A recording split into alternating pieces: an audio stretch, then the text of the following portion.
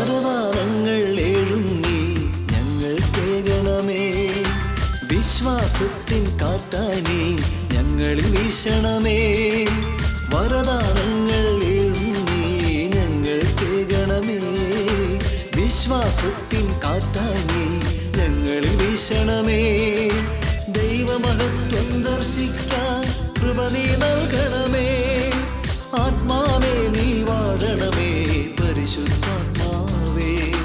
ദൈവമഹത്വം ദർശിക്കാൻ കൃപ നീ നൽകണമേ. ആത്മാവേ നീ വാഴണമേ പരിശുദ്ധാത്മാവേ. പരിശുദ്ധാത്മാവേ പറന്നിറങ്ങണമേ. വരദാനങ്ങളുമായി വന്നു നിറയണമേ. പരിശുദ്ധാത്മാവേ പറന്നിറങ്ങണമേ. വരദാനങ്ങളുമായി വന്നു നിറയണമേ. കുമ്പസാരം എന്ന് പറയുന്നത് എത്ര സൗജന്യദാനാണെന്ന് മനസ്സിലാക്കുക. നിങ്ങൾ കുമ്പസാരിക്കുമ്പോൾ അത് കുർബാനയ്ക്ക് ഏൽപ്പിക്കണ പോലെ കുമ്പസാരിപ്പിക്കാനായിട്ട് പൈസ ഉണ്ടാ? കുമ്പസാരത്തിന് പൈസ കിട്ടണമെന്ന് വേണ? ഇവിടെ ഉണ്ടാ? ഫ്രീയാണ്. അപ്പൊ എന്തോരം വലിയ സൗജന്യദാനമാണ് കർത്താവ് നമുക്ക് നൽകിയിട്ടുള്ളത്. ആരിങ്ങനെ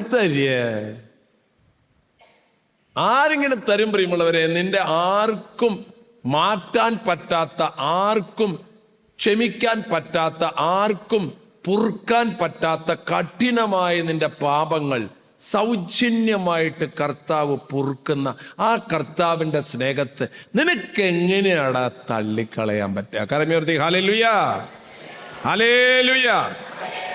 പ്രിയമുള്ളവരെ, നമ്മുടെ മനസ്സിന് ഒരു ഡോക്ടർ നിങ്ങളോട് മരുന്ന് കുറിച്ച് തന്നിട്ട് കഴിച്ച് പറയുക. ഡോക്ടർ എന്താ പറയുക നിങ്ങളോട്? കഴിച്ചു നോക്കിട്ടാ. അതിൻ്റെ അർത്ഥം എന്താ? കഴിച്ചു നോക്കാൻ. കഴിച്ചു നോക്കി 2 ആഴ്ച വന്നിട്ട് പറയാ, എങ്ങനെയുണ്ട് ഇപ്പോ? ഒരു കുറവുമില്ല ഡോക്ടറെ, ഓക്കെ, ഇനി അത് കഴിക്കണ്ട. ഇനി അത് കഴിക്കണ്ടെന്നാ? അല്ല, കുറവില്ലല്ലോ. ഇല്ല, ഇനി അത് കഴിക്കണ്ട, വേറെ ഗുളിക തരാം. എന്നിട്ട് പറയും, ഇത് കഴിച്ച്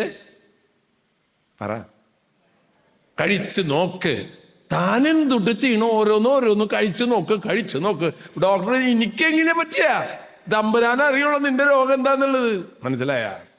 ഡോക്ടറല്ല നിന്നെ സുഖപ്പെടുത്തുന്നത്, കർത്താവാണ് നിന്നെ സുഖപ്പെടുത്തുന്നത്. പ്രിയമുള്ളവരെ, ഈ ലോകത്തിലെ ഒരു മനുഷ്യർക്കും നമ്മളെ സുഖപ്പെടുത്താനുള്ള കഴിവില്ലേ? നമ്മൾ മരുന്ന് കഴിക്കുന്നുണ്ട്. മരുന്നാണോ നമ്മളെ സുഖപ്പെടുത്തുന്നത്? അല്ല. ഈ കഴിക്കണ മരുന്ന് നമ്മുടെ ശരീരത്തിൽ ഫലിപ്പിക്കുന്നത് ഡോക്ടറല്ല. ആരാ? ദൈവമാണ്. നമ്മുടെ കഴിക്കുന്ന ശരീരത്തിൽ ആ ഭക്ഷണത്തിലൂടെ, മരുന്നിലൂടെ നമ്മൾക്ക് ആരോഗ്യം നൽകുന്നത് ഡോക്ടറല്ല, മരുന്നുമല്ല. അതാണ് ബൈബിളിൽ വചനം നമ്മെ ഓർമ്മിപ്പിക്കുക. ഭക്ഷണമോ മരുന്നോ ഡോക്ടർ വൈദ്യനോ അല്ല നിന്നെ സുഖപ്പെടുത്തുന്നത്. നിന്നെ സുഖപ്പെടുത്തുന്ന ആരാ? കർത്താവാണ്. സത്യമല്ലേ? നിങ്ങൾ ചിലത് ഗ്രഹിക്കുക. നിങ്ങൾ ഭക്ഷണം കഴിച്ചുകൊണ്ട് കാര്യമില്ല. അത് നിങ്ങളുടെ ശരീരത്തിൽ ദഹിച്ച് ശക്തിയായി, കരുത്തായി, ആരോഗ്യമായി മാറ്റുന്നത് ഭക്ഷണമല്ല, അത് കർത്താവാണ്. നിങ്ങൾ പഠിച്ചു, കുട്ടികളൊക്കെ നല്ലോണം പഠിച്ചു, പരീക്ഷ എഴുതേണ്ട സമയം വന്നു, ഒന്നും ഓർമ്മയിൽ വരുന്നില്ല. എന്താ കാര്യം? നീ പഠിച്ച കാര്യം കൃത്യസമയത്ത് ഓർമ്മയിൽ കൊണ്ടുവരുന്ന തരുന്നത് ടീച്ചറാണോ? അല്ല, അത് കർത്താവാണ് നിന്റെ ബുദ്ധിയിൽ അത് തക്ക സമയത്ത് ഓർമ്മിപ്പിക്കുന്നത്. അപ്പൊ നിങ്ങൾ എന്താ മനസ്സിലാക്കണേ? നിനക്ക് എന്തെല്ലാം ഇന്ന് തരുന്നുണ്ട്. ആരൊക്കെ നിനക്ക് ഭക്ഷണം തരുന്നു, മരുന്ന് തരുന്നു, അറിവ് തരുന്നു. ഇതെല്ലാം നിന്നിൽ ഫലമണിയിപ്പിക്കുന്നത് കർത്താവാണ്. കരമേർത്തി ഹല്ലേലൂയ, ഹല്ലേലൂയ, ഹല്ലേലൂയ. പ്രിയ സഹോദരങ്ങളെ, ആരിൽ വിശ്വസിച്ചിട്ടാണ് ഈ ഭൂമിയിൽ നമ്മൾ ജീവിക്കേണ്ടത്? നേരത്തെ അച്ഛൻ പറഞ്ഞതുപോലെ ഇന്ന് രാത്രി കിടന്നുറങ്ങുമ്പോൾ ചോദിക്കേണ്ട 3 ചോദ്യങ്ങളാണ് ഇന്ന് അച്ഛൻ പറയുന്നത്. ആര് വിശ്വസിച്ചിട്ട് നമ്മൾ ജീവിക്കണം? ആര് വിശ്വസിച്ചിട്ട്? നമ്മുടെ വീട്ടില് ഇപ്പൊ വരണില്ല. നേരം വൈകി, അപ്പനെ കാണാനില്ല. നേരം വൈകി വരുമ്പോൾ അപ്പൻ കാണാണ്ടായപ്പോൾ അമ്മയ്ക്കും മക്കൾക്ക് അപ്പനെ കാണാനില്ല, അപ്പനെ കാണാനില്ല. നേരം വൈകി. കുറെ കഴിഞ്ഞ ഒരു 10-12 മണി കഴിഞ്ഞപ്പോൾ അപ്പം വന്നു. അപ്പം വരുമ്പോൾ നമുക്കെന്താ ഒരു ആശ്വാസം. ഓ, അപ്പം വന്നല്ലോ, ഇനി നമുക്ക് നല്ല വിശ്വാസമായി, നല്ലൊരു ഭയമൊക്കെ മാറി. അപ്പം വന്നല്ലോ എന്ന് പറയുമ്പോഴാണ് നമ്മുടെ വീട്ടിലൊരു വിശ്വാസം, നമ്മൾക്കൊരു ധൈര്യം വരണത്. രാത്രി അപ്പം വന്നു. അപ്പൊ ഭാര്യ പറയണം, എവിടെയായിരുന്നു ഇതുവരെ? മനുഷ്യന്റെ ഉള്ളിൽ തീയായിരുന്നു. തീയ? മനുഷ്യന്റെ ഉള്ളിൽ തീ എങ്ങനെ വരണേ? നെഞ്ചിനുള്ളിൽ തീയാണ്, അത് കേട്ടിട്ടുണ്ട്. പക്ഷെ ഇതെങ്ങനെയാ മനസ്സിൽ തീയാവണ എങ്ങനെയാ? എവിടെ പോയി കിടക്കരുത്? ഒരു സ്ഥലത്തും പോയി കിടന്നിട്ടില്ല. എന്നാലും നമ്മൾ അങ്ങനെ ചോദിക്കുക, എവിടെ പോയി കിടക്കരുതെന്ന്. തിരിച്ചു വന്നു കഴിയുമ്പോൾ നമ്മുടെ വീട്ടിലൊക്കെ ശാന്തിയായി, സമാധാനമായി. അന്ന് രാത്രി ഭക്ഷണമൊക്കെ കഴിഞ്ഞു, മക്കളൊക്കെ കിടന്നു, ഭാര്യയും ഭർത്താവും കിടന്നു, സമാധാനമായി എല്ലാവർക്കും. അപ്പൊ നമുക്കൊരു ധൈര്യമുണ്ട്. എന്താ കാര്യം? അപ്പൻ വീട്ടിൽ ഉണ്ട്. അതാണ് നമ്മുടെ ധൈര്യം. അതിൻ്റെ വീട്ടിൽ കിടന്ന് എല്ലാവരും ഇറങ്ങി. കുറച്ച് കഴിഞ്ഞപ്പോൾ ആ വീടിൻ്റെ അടുക്കളയിൽ അവിടെ ഒരു കള്ളൻ കയറാനായിട്ട് വന്ന് നിൽക്കണ്ടായിരുന്നു. അവൻ അടുക്കളയുടെ വാതിലൊക്കെ കിടക്കട പൊളിക്കാനും തള്ളാനൊക്കെ തുടങ്ങി. വീട്ടിലെല്ലാവരും ലൈറ്റ് അടച്ച് കിടക്കാനിട്ടാ. നമുക്ക് എന്തുണ്ട്? ധൈര്യമുണ്ട്. എന്താ കാര്യം? ആര് വീട്ടിലുണ്ട്? അപ്പൻ വീട്ടിലുണ്ട്. കള്ളം വരുമ്പോ വിളിക്കേണ്ട ആരെയാ? അപ്പാ. പിള്ളേര് പഠിക്കണ്ടാ. അങ്ങനെ അപ്പൻ, ഈ കുട്ടി ഉണ്ടല്ലോ, കുട്ടി അപ്പാ അപ്പാ. കള്ളം കയറി കിടന്നു, പാത്രങ്ങൾ തട്ടി മറിഞ്ഞു വീണു. കുറെ കഴിഞ്ഞപ്പോ കുട്ടി അപ്പാ ഉറക്കെ വിളിച്ചപ്പോ പതുക്കൊരു സ്വരം വന്നു, മോളെ മിണ്ടാണ്ട് കിടക്ക്, അപ്പൻ കട്ടിൻ്റെ അടിയിലുണ്ട്. ഈ അപ്പൻ ആദ്യത്തെ ശബ്ദം കേട്ടപ്പോ എഴുന്നേറ്റ് കട്ടിൻ്റെ അടി. ഈ അപ്പൻ ഉണ്ടെന്നുള്ള ധൈര്യത്തിലാണ് നമ്മൾ ജീവിക്കണേ. ഏതപ്പൻ? അന്തപ്പൻ, കോതപ്പ. പ്രിയമുള്ളവരെ, മനസ്സിലാക്കുക, ഈ അപ്പനുണ്ട് എന്നുള്ള ധൈര്യമല്ല നമുക്ക് വേണ്ടത്. കർത്താവ് കൂടെയുണ്ട്, കൂടെയുണ്ട്, കൂടെയുണ്ട്, കൂടെയുണ്ട് നാഥൻ. ഭയപ്പെടില്ല, ഞാൻ ഭയപ്പെടില്ല. കൂടെയുണ്ട്, കൂടെയുണ്ട്, കൂടെയുണ്ട് നാഥൻ. ഭയപ്പെടില്ല, ഞാൻ ഭയപ്പെടില്ല. ഞാൻ എന്താ നിങ്ങളോട് പറഞ്ഞത്? ആരെ വിശ്വസിച്ചിട്ടാണ് നിങ്ങൾ ഈ ഭൂമിയിൽ ജീവിക്കുന്നത്? അതിനുത്തരം ഇന്ന് രാത്രി കിടന്നുറങ്ങുമ്പോൾ മനസ്സിൽ കുറിച്ചിട്ടിട്ട് കിടന്നുറങ്ങിക്കോളൂ. ആര് വിശ്വസിച്ചിട്ടാണ്? ആര് വിശ്വസിച്ചിട്ടാണ്? ഔസപിതാവും മാതാവും തൻ്റെ പുത്രനെ കാണാനില്ല, ഇതാ തങ്ങളുടെ പുത്രനെ കൊല്ലാൻ രാജാവ് പട്ടാളക്കാരെ പറഞ്ഞയച്ചിരിക്കുന്നു. ആര് വിശ്വസിച്ചിട്ടാണ് അവർ ഈജിപ്തിലേക്ക് പോയത്? പ്രിയമുള്ള എൻ്റെ മാതാപിതാക്കളെ, ഈ ഇടവകയിലെ കുടുംബമായി ജീവിക്കുന്ന നിങ്ങൾ ആര് വിശ്വസിച്ചിട്ടാണ് നിങ്ങൾ ജീവിക്കുന്നത്? സ്വയം ഉത്തരം കണ്ടെത്തിക്കൊള്ളൂ. രണ്ടാമത്തത്, ആരുടെ സ്നേഹത്തിലാണ് നിങ്ങൾ ആശ്രയിച്ച് ജീവിക്കുന്നത്? ആരുടെ സ്നേഹം? ഒന്ന് വിശ്വാസം, രണ്ട് സ്നേഹം. ആരുടെ സ്നേഹമാണ് നിങ്ങളെ ജീവിപ്പിക്കാൻ പ്രേരിപ്പിക്കുന്നത്? ആരുടെ സ്നേഹം? ഒരു മനുഷ്യന്റെ സ്നേഹമാണെങ്കിൽ ആ മനുഷ്യൻ മരിച്ചു പോയാൽ അത് അവസാനിച്ചു. ആരുടെ സ്നേഹമാണ്? സങ്കീർത്തനം 42, എൻ്റെ ആത്മാവേ നീ എന്തിന് വിഷാദിക്കുന്നു, നീ എന്തിന് നെടുവീർപ്പെടുന്നു? ദൈവത്തിൽ പ്രത്യാശ വെക്കുക, എൻ്റെ സഹായവും ദൈവവുമായ അവിടത്തെ ഞാൻ വീണ്ടും പുകഴ്ത്തും. പ്രിയമുള്ളവരെ,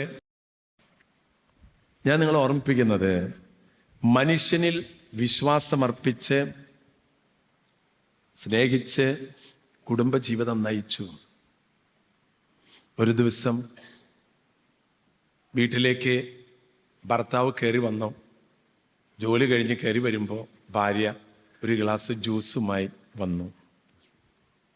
ജ്യൂസ് കൊടുത്തപ്പോൾ ഭർത്താവ് പറഞ്ഞു, നീ ആദ്യം കുടിക്ക്, അതാണ് സ്നേഹം എന്ന് നിങ്ങൾ വിചാരിക്കരുത്.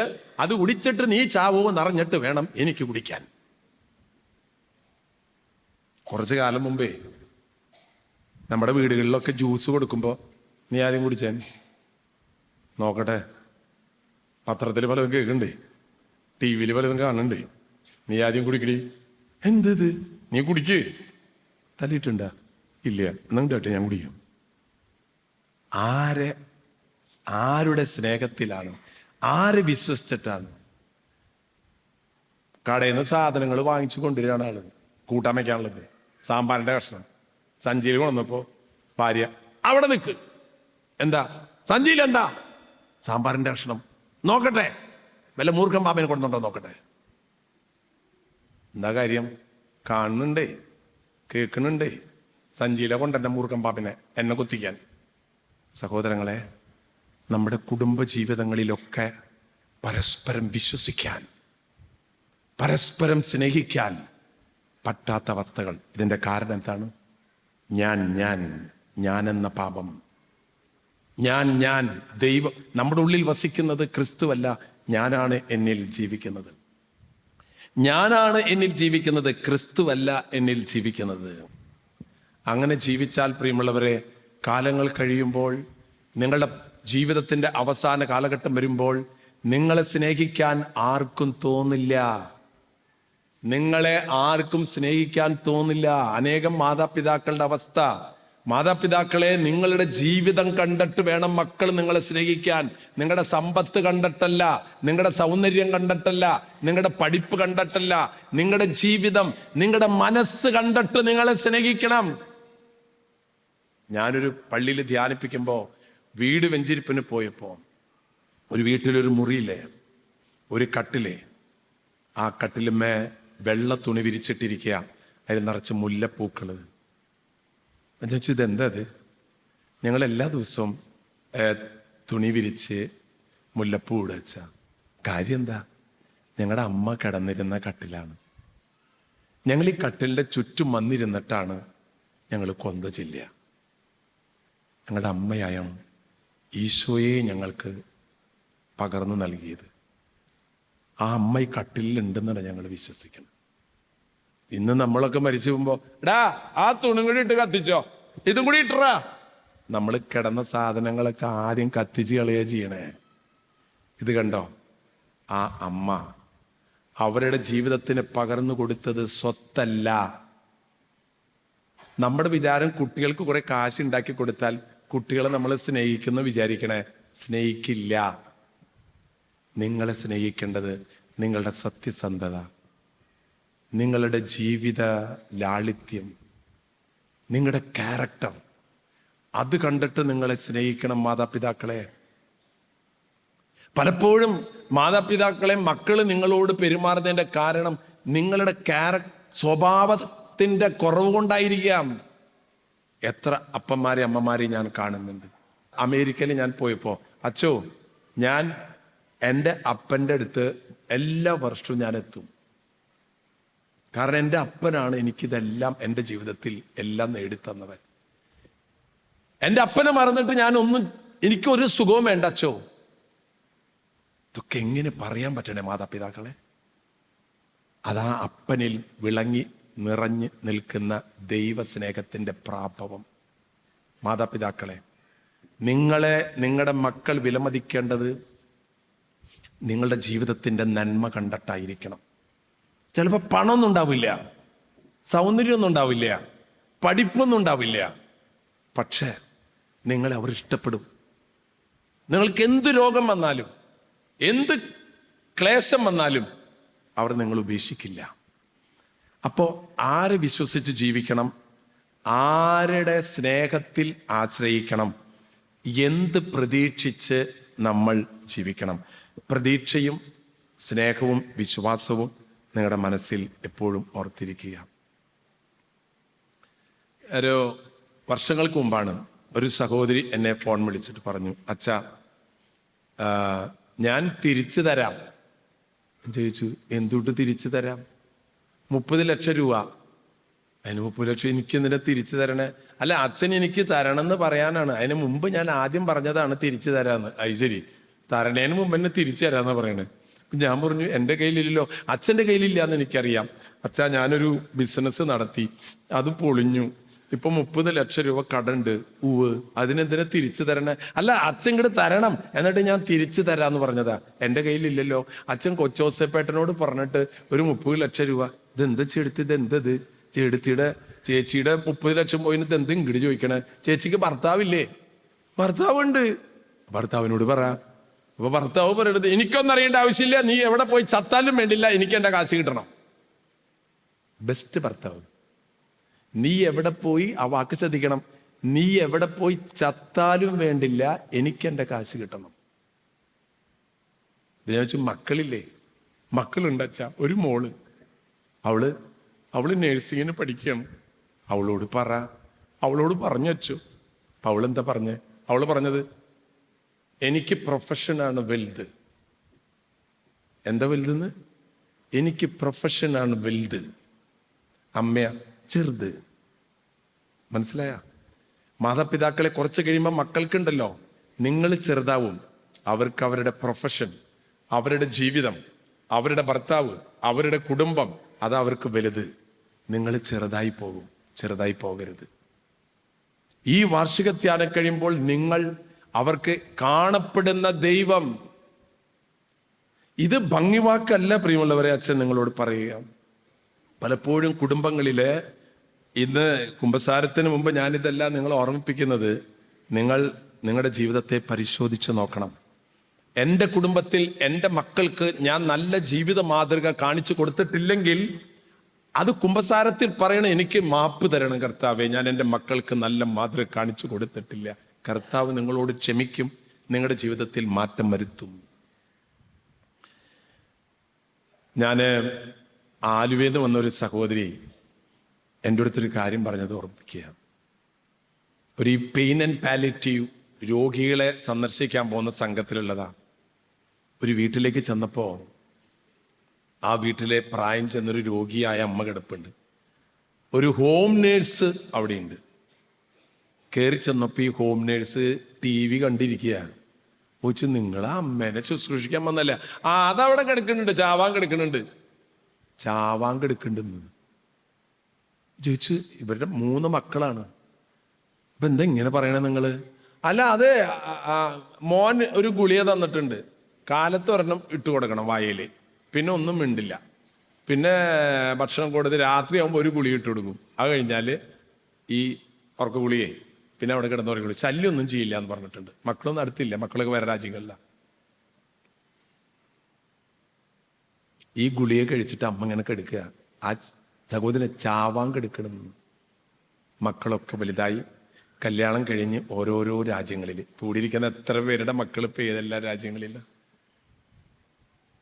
മാതാപിതാക്കളെ, മക്കൾക്ക് നല്ല ജോലിയും സൗഭാഗ്യം ഉണ്ടാക്കി കൊടുക്കലാണോ നിങ്ങളുടെ ജീവിതം? ഒക്കെ വേണം. പക്ഷെ അവർക്ക് ക്രിസ്തുവിന്റെ സ്നേഹം പകർന്നു കൊടുത്തിട്ടുണ്ടെന്ന് എത്ര മാതാപിതാക്കൾക്ക് പറയാൻ പറ്റും? എൻ്റെ മക്കൾ എവിടെ പോയാലും ഈശോയെ മറന്നൊന്നും ജീവിക്കില്ല. എത്ര പേർക്ക് പറയാൻ പറ്റും? ഈ സഹോദരി പറഞ്ഞു, ആ മക്കളൊന്ന് വിളിക്കുക, അമ്മ വയ്യാണ്ട് കിടക്കണം. ഈ സഹോദരി, ഈ വന്ന സഹോദരങ്ങൾ ചെന്ന് ഈ സഹോദരി കിടന്നപ്പോൾ മൂക്കിന്ന് പുഴ വരണേ. എന്തോ മരുന്നൊക്കെ ഒഴിച്ചു കൊടുത്തപ്പോൾ 42 പുഴയാണ് മൂക്കിന്ന് വന്നത്. 2 രാജ്യത്തുള്ള സഹോദരൻ മക്കളെ വിളിച്ചു, മോനെ ഇവിടെ ഞങ്ങളിവിടെ വന്നിരിക്കടാ, അപ്പൊ അമ്മയ്ക്ക് ഇനി സീരിയസ് ആണ്, മരിക്കാറാ എന്ന് തോന്നണേ, നിങ്ങളൊരാൾ വായോ. അല്ല, ഞാനിപ്പോ വന്നു പോന്നിട്ടുള്ളൂ, എനിക്കിപ്പോ പെട്ടെന്ന് വരാൻ പറ്റില്ല. ഫിനിഷ്ഡ്.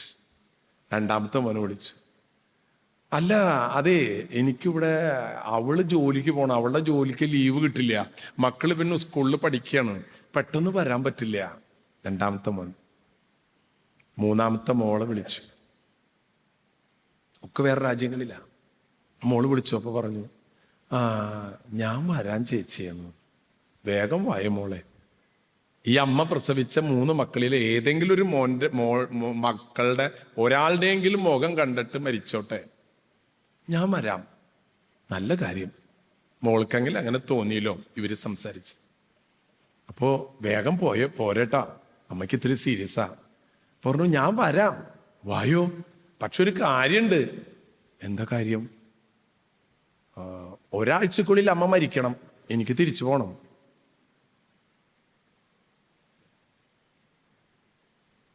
ഒരാഴ്ചക്കുള്ളില് അമ്മ മരിക്കണം, എനിക്ക് തിരിച്ചു പോണ്ടേ? മാതാപിതാക്കളെ, നിങ്ങളുടെ മക്കൾക്ക് എന്താ നമ്മൾ കൊടുത്തയച്ചിട്ടുള്ളത് ഉള്ളില്? ഞാൻ ആരെയും കുറ്റപ്പെടുത്താൻ പറയല്ല. ഭക്തിയുണ്ട്, പ്രാർത്ഥനയുണ്ട്. ഇവരൊക്കെ അവരവരുടെ ആ രാജ്യത്ത് പിള്ളേരെതിരെ യേശുവേ സ്തോത്ര ഹല്ലേലൂയ എന്നൊക്കെ പ്രാർത്ഥനയുണ്ട്. എൻ്റെ ഭാര്യ, എൻ്റെ ജീവിത പങ്കാളി, എൻ്റെ കുടുംബം, അവരുടെ പ്രായമാവുമ്പോൾ അവരെന്താകുന്നു അവരിപ്പം മനസ്സിലാക്കിയിട്ടില്ല. സഹോദരങ്ങളെ, ഞാനിത് പറയുന്നത് ഈ ധ്യാനം നിങ്ങൾ സ്വയം പരിശോധിക്കണം. എൻ്റെ മക്കൾക്ക് അതാണ് നിങ്ങൾ കുമ്പസാരത്തിൽ കർത്താവ് എൻ്റെ മക്കളെ വേണ്ട രീതിയിൽ എനിക്ക് വളർത്താൻ പറ്റിയിട്ടുണ്ടോ? അവർക്ക് പ്രതീക്ഷയുള്ളൊരു ജീവിതമുണ്ടോ? പ്രതീക്ഷയുള്ളൊരു ജീവിതമുണ്ടോ? എൻ്റെ അടുത്ത് ഞാനൊരു ധ്യാനത്തിന് പോയിട്ട് വരുമ്പോൾ കാറിൽ പോരുമ്പോൾ ഒരു ചെറുപ്പക്കാരൻ്റെ കൂടെ കാറിൽ കിട്ടും. അച്ഛാ, എൻ്റെ ഒരു സുഹൃത്ത് അവൻ എന്നോട് ഒരു കാര്യം ചോദിച്ചു. എന്തണ്ടാ? അവന് ചിലപ്പോ ചാവാൻ തോന്നാ.